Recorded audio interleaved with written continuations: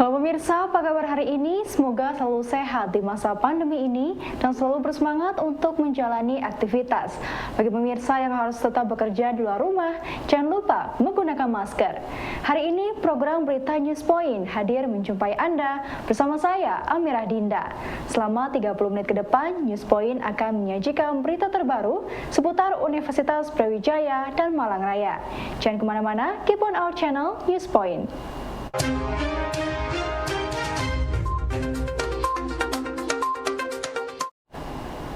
Pemirsa, program kuliah kerja nyata atau KKN yang saat ini sedang dilakukan oleh ribuan mahasiswa UB di berbagai desa di Indonesia diharapkan mampu membuat berbagai perubahan dalam masyarakat. Perubahan tersebut diharapkan oleh Ketua LPM UB, Profesor Lukman Hakim, dapat dilakukan dengan pendekatan sains. Lukman mengatakan sebelum berangkat, para mahasiswa sudah mendapatkan materi pembekalan dari fakultas maupun LPPM sehingga diharapkan materi tersebut dapat diterapkan untuk memberikan berbagai solusi permasalahan di desa. Waktu pembekalan yang ada di LPPM kan memang terbatas. Kita juga memang mengharapkan banyak pengetahuan, keterampilan yang juga diberikan oleh fakultas ya. Nah, tetapi LPPM kemarin mencoba untuk membangun kembali, mensinkronkan bahwa mereka itu punya sebuah kreativitas. Mahasiswa itu memahami tentang sains, teknologi gitu ya. Nah, sehingga kemudian mereka harus kita tunjukkan pada sebuah realita gitu ya, bahwa di perdesaan ada problem. Karena itulah kemudian mereka kita latih mengidentifikasi problem tersebut, kemudian belajar memecahkan problem bersama masyarakat. Jadi tidak hanya dalam perspektif mahasiswa saja. Jadi lewat komunikasi sebenarnya kita berharap mahasiswa lebih mempunyai pengalaman dan sentuhan langsung ke masyarakat lebih dalam lagi gitu ya, sehingga kita harapkan lewat interaksi langsung itu empati akan terbangun, dan ini kita harapkan bisa kita lakukan selama kegiatan KKN untuk beberapa minggu. Pemirsa, untuk mempercepat pengiriman vaksin PMK ke zona merah wabah penyakit mulut dan kuku, Kementerian Pertanian menggandeng Badan Nasional Penanggulangan Bencana yang sudah memiliki pengalaman dan sarana saat mengirimkan vaksin COVID-19. Saat ini, menurut Menteri Pertanian Syahrul Yassin Limpo, pemerintah sudah mendatangkan 800.000 vaksin yang sudah disebarkan ke daerah-daerah zona merah sebagai kawasan prioritas vaksinasi. Karena dari katakanlah turun dari pesawat, masuk di gudang penyimpanan dingin harus dengan 2 derajat, kemudian pakai cool box khusus, itu sudah cool box khusus diantar pakai rantai pasok dingin ke semua daerah.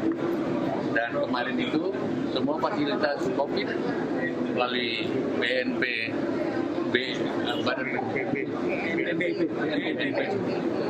NPB dan berbagai fasilitas yang sudah ada, termasuk fasilitas yang ada di Menkes, akan kita gunakan untuk penyebaran Indonesia.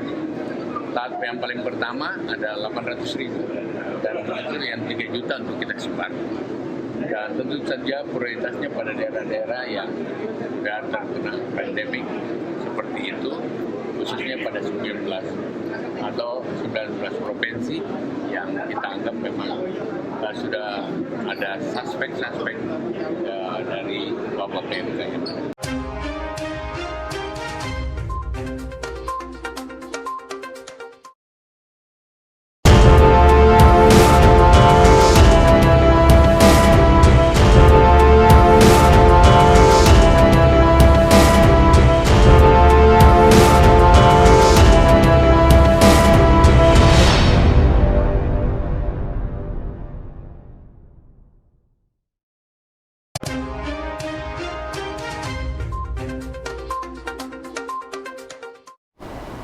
Pemirsa, karbon dioksida yang banyak dihasilkan oleh pabrik saat ini lebih banyak sebagai pencemar bagi udara.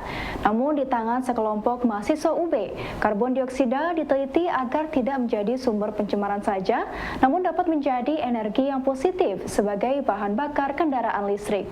Balkis Intan Az-Zahra merupakan mahasiswa Teknik Industri UB yang menjadi salah satu anggota peneliti mengatakan saat ini timnya masih fokus untuk melanjutkan penelitian tersebut pasca menang lomba di luar negeri. Saat ini saya masih mengikuti kompetisi dari Astra Internasional bersama teman-teman saya dalam satu tim yang sama yang saya ikuti di perlombaan internasional untuk salah satu saintis muslim yang kemarin. Di situ kami mengambil ide di mana kami masih meneliti tentang pemanfaatan karbon dioksida untuk menjadi sumber energi dan bahan bakar untuk kendaraan-kendaraan listrik seperti itu. Universitas Brawijaya berhasil meraih penghargaan peringkat pertama dalam Indikator Kinerja Utama atau IKU Perguruan Tinggi Negeri Badan Layanan Umum 2021-2022. Penghargaan ini diperoleh dari hasil penelitian IKU UB pada tahun 2021 saat UB masih berstatus PTN BLU. UB saat ini kan lagi mendapatkan anugerah atau prestasi, di mana UB itu ada di tingkat 1, di level 1 pada Liga PTN BLU.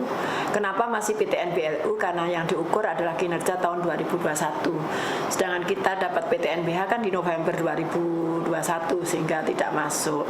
Nah, indikator kinerja utama perguruan tinggi itu sebetulnya ada 8 yang targetnya adalah untuk mendorong transformasi di bidang pendidikan tinggi. Tadi sudah saya jelaskan, itu ada 3 poin di transformasi pendidikan tinggi itu. Yang menjadi poin adalah kualitas lulusan. Bagaimana kualitas lulusan yang dihasilkan oleh sebuah perguruan tinggi. Yang dimana kualitas lulusan itu juga sangat berpengaruh. Yang kedua adalah kualitas dosen dan pengajar. Nah, kualitas dosen pengajarnya harus didukung juga. Yang ketiga adalah kualitas kurikulum. Pada kualitas lulusan itu ada 2 IKU, IKU 1 dan IKU 2, di mana IKU 1 itu menyatakan lulusan yang mendapat pekerjaan yang layak. Artinya lulusan itu punya pekerjaan dan punya upah di atas UMR, atau menjadi wirausaha, bisnismen dan sebagainya, atau melanjutkan studi. Itu harus tertulis nanti, dan itu tuh ada di laporan Kerma, laporan kemahasiswaan, yang di situ ada merupakan treasure study. Itu IKU 1. IKU 2 adalah mahasiswa mendapat pengalaman di luar kampus. Ini sesuai dengan program MBKM yang dirilis Mas Menteri. Jadi mahasiswa harus bisa magang, harus bisa mengikuti proyek desa. Kan kita punya kerjasama dengan Kemendes juga, itu sangat mendukung. Jadi yang ketiga ada mahasiswa mengajar. Jadi mahasiswa mengajar di level-level tertentu, juga mahasiswa melakukan riset dengan dosen, mahasiswa berwirausaha, dan pertukaran pengajar. Penyandang disabilitas tidak menutup peluang bagi Rara untuk berkarir seperti anggota masyarakat lainnya. Alumni psikolog UB angkatan 2014 ini saat ini berkarir sebagai salah satu staf humas di Polresta Malang Kota. Rara mengaku bangga karena Polresta Malang Kota merupakan salah satu institusi negara yang memberikan kesempatan kepada penyandang disabilitas untuk menggapai cita-citanya. Yang saya rasakan ketika saya mendapatkan informasi tersebut, jelas saya merasa mendapatkan peluang gitu, meskipun saya belum tahu apakah saya bisa mendapatkan kesempatan emas itu atau tidak. Yang jelas ketika informasi itu datang, saya merasa senang.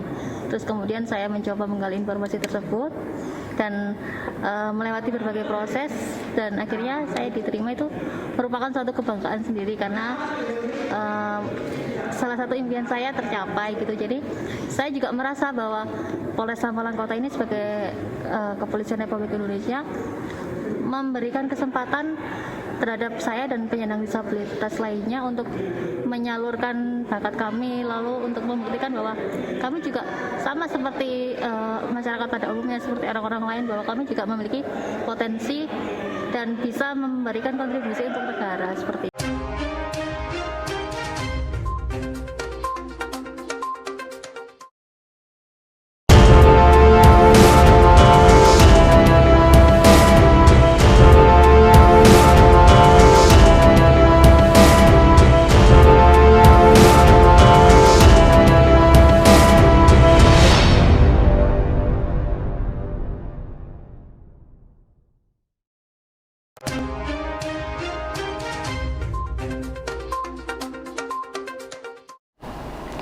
Rektor Universitas Brawijaya, Profesor Widodo berharap program KKN Desa Mandiri Ternak yang dilakukan di Kabupaten Magetan oleh mahasiswa FAPET UB dapat memberikan hasil yang maksimal.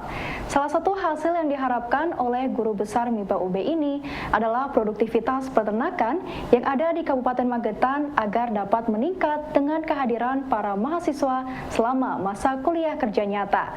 Para mahasiswa ini menurutnya sudah dibekali dengan berbagai kemampuan teknis dalam bidang peternakan. Ya, tentunya akan membantu mengatasi permasalahan-permasalahan yang ada, khususnya adalah ternak.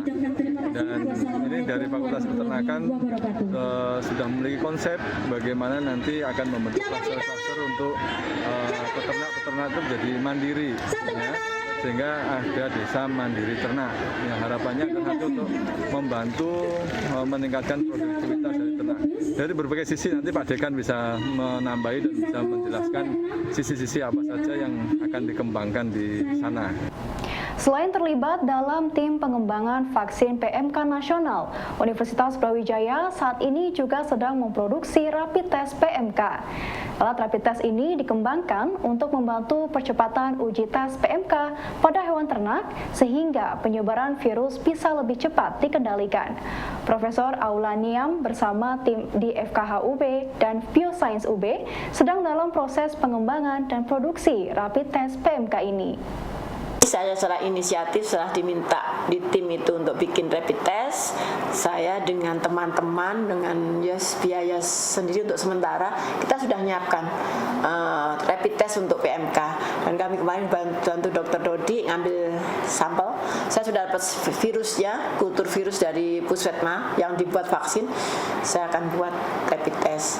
Dan saya sudah minta Dr. Dodi ngambil saliva sapi yang positif sama luka, itu sudah diambil Dr. Dodi dan kita lagi isolasi dilakukan di Bioscience sehingga nanti kita bisa punya produk untuk rapid test untuk PMK. Dan itu tugas saya memang karena di situ saya orang-orang tahunya saya di rapid test, tapi di vaksin itu saya dulu yang SF juga saya mengerjakan bersama tim.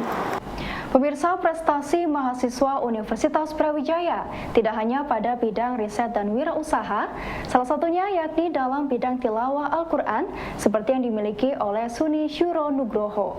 Mahasiswa semester 4 Departemen Antropologi Fakultas Ilmu Budaya UB ini merupakan salah satu kori terbaik UB pasca MTQ mahasiswa UB tahun 2022.